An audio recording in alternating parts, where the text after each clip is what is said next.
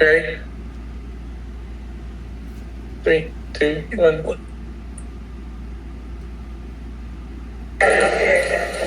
Ariel Castro, probably the last time you will see him. Signed, sealed, and delivered. Judge Russo laying down the law there. Life without parole plus 1,000 years. The judge putting an exclamation mark on that in his closing remarks. And there's Michelle Knight leaving the courtroom right now.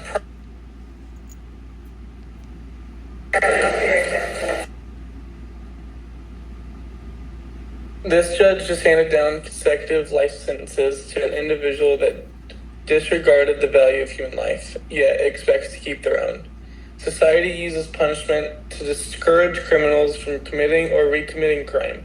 It is the responsibility of society to prevent murder. Therefore, it makes sense that murderers be given the harshest punishment. Sentencing heinous crimes such as murder to the death penalty appears equal.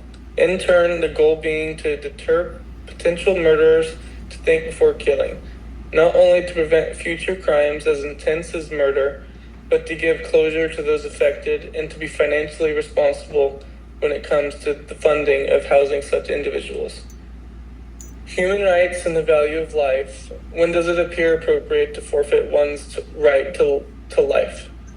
Frank Baumgartner illustrates that capital punishment is the execution of a convicted offender as punishment for severe crimes known as capital offenses, the highest punishment for committing a highly serious crime such as murder. Capital punishment has always been a major controversy and seems it always will be. This type of punishment is not for the weak and has been causing arguments for years, as no one can agree whether it is constitutional or unconstitutional. It makes you question whether society has the right to decide who lives or dies. This is a complex topic that makes you question and consider the legal and ethical perspectives. Capital punishment should remain legal for those that committed heinous crimes. In cases that end with capital punishment, the crime is almost always so heinous that the offender should not be allowed to keep their life. People who murder multiple people, murder children, certain sexual assault cases, and other heinous capital offenses should not always keep their life. They took the lives of other people. They do not deserve to keep their own life. Capital punishment has been built in to protect the public and those that have been wronged. A person who is able to commit mass murder should not be able to keep their own life and stay in prison, living on taxpayers' dollars. Capital punishment should remain legal, as it provides justice and closure, protects the public, and discourages others from committing these capital crimes. Capital punishment is an important role in the criminal justice system, and it should continue to play a part in the system. The Supreme Court, a group of 9 people who hold the power of life and death, various cases and appeals are brought to their attention, in which they may overturn or uphold a death sentence. Many of these appeals argue the death penalty is unconstitutional, but the Supreme Court has continued to rule that it is not unconstitutional. Since the ruling, there have been 1,671 executions in the United States, as seen by the Death Penalty Information Center.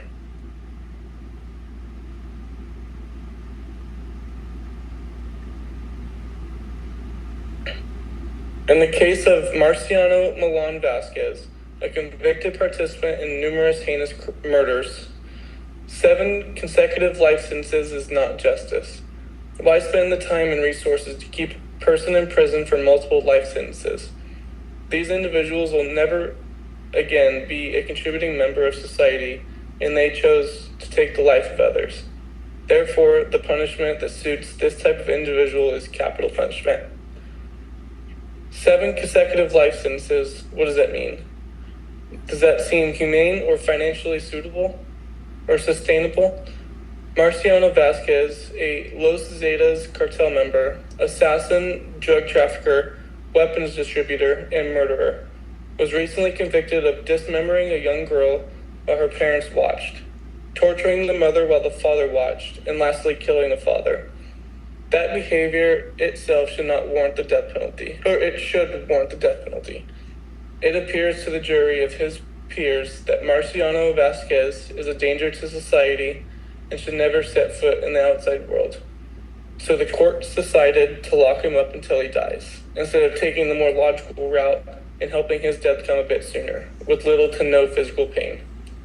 Yes, there will always be mental pain for the individuals and for all involved, but that does not seem to outweigh the pain the victims may have endured. Vasquez did not appear to have any value set on the human rights of those he tortured and killed, therefore forfeiting his right to live. According to a U.S. Immigration and Customs Enforcement, it was noted at trial that 7 life sentences handed to Vasquez should be a notice to other criminals that violence and victimization will not be tolerated and will be met with the full weight of the law. The full weight of the law that would have met this type of crime should be no less than the death penalty. Why have the individual sit in prison until death? An eye for an eye. Closure for the families is affected and taxpayer money is lost during the long prison sentence. This is a world in which the most heinous criminals are given a chance to live out their days comfortably within prison walls, funded by tax dollars of hardworking citizens. Taxpayers' dollars should not have to fund long-term housing of convicted criminals who have committed unspeakable acts. The death penalty is often debated on the angle of the cost to incarcerate and how it is funded. Taxpayers are funding a somewhat comfortable life for these offenders. Supporting long-term prison stays for violent criminals drains resources that could be used towards other essential services. Capital punishment is legal in 27 of the U.S. states, Texas being one of them. Of course, reserved for only the most heinous of crimes. So why then did the punishment for the crimes committed by Vasquez end with life in prison? In order to deter crimes such as murder, society has to make the punishment severe. The goal is to deter others. Life in prison for a person that took lives does not seem an equal punishment nor a deterrent for others that not to follow suit. When an individual chooses to act or behave in a way that may waive their moral rights to live, they must face the outcome. Author Senja Graf referred back to John Locke and Immanuel Kant's argument that a person who commits an egregious crime forfeits their right to live as an equivalent punishment. It has been apparent since the early days. Do unto others as you would have them do unto you.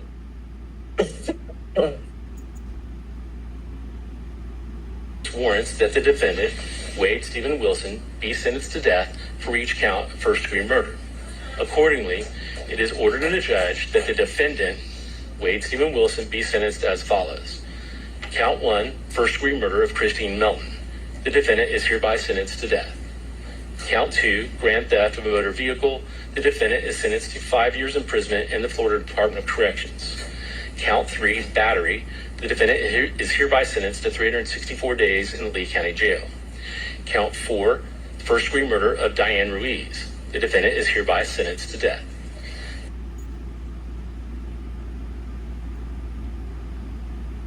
Warrants that the defendant... And that is my speech on capital punishment. Thanks. Okay. Good job.